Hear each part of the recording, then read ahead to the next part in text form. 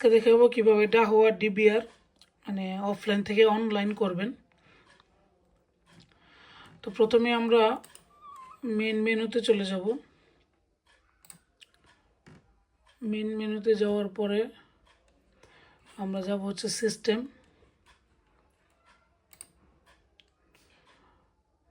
সিস্টেমে যাওয়ার পরে আমরা যাব হচ্ছে নেটওয়ার্ক। এই যে নেটওয়ার্কে আসার পরে এরকম থাকবে, আমরা P2P এখানে আসব। এখানে অনেকেরটা যেহেতু আমারটা অনলাইন করা আছে, এটা আমি এনাবল করে দিছি। এটা ডিসেবল থাকলে এনাবল করে দিবেন। তারপর দেখেন এনাবল করার পরেও এখানে অফলাইন দেখাচ্ছে, স্ট্যাটাস অফলাইন। তখন আমরা কি করব,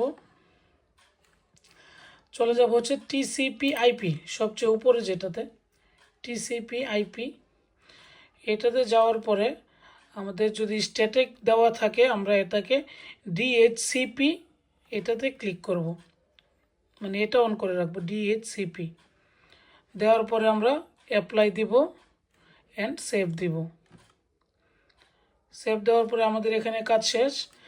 তখন আমরা P2P সেখানে আবার চলে যাব। আমরা দেখব যে সেখানেও অনলাইন চলে এসেছে। যদি তারপরও না আসে আপনি সেটাকে রিস্টার্ট মেরে দেবেন। এই যে এখানে এই যে শাটডাউন, তারপর হচ্ছে রিবুট, রিস্টার্ট মেরে দেবেন। রিস্টার্ট মারার পরে এখানে কাজ শেষ।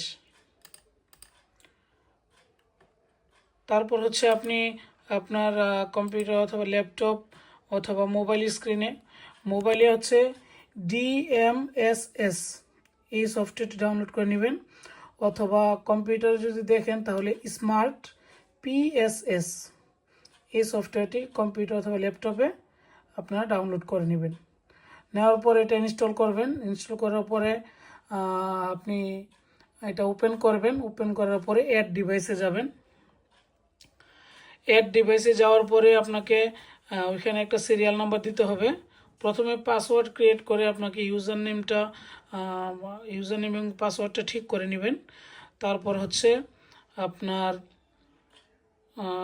নতুন করে অ্যাড ডিভাইসে গিয়ে নতুন আপনার যে ডিভাইসের যে সিরিয়াল কি মানে ডিবিআরের যে সিরিয়াল নাম্বার সেটা দেওয়ার পরে আপনার ডিভাইসের ইউজার নেম এবং ডিভাইসের পাসওয়ার্ড মানে ডিবিআরের ইউজার নেম এবং ডিবিআরের পাসওয়ার্ড দিয়ে লগ ইন করবেন। লগ ইন করার সাথে সাথে আপনাদের এই ডাহুয়া ডিবিআরগুলো আপনারা অনলাইন যে কোনো জায়গা থেকে দেখতে পারবেন।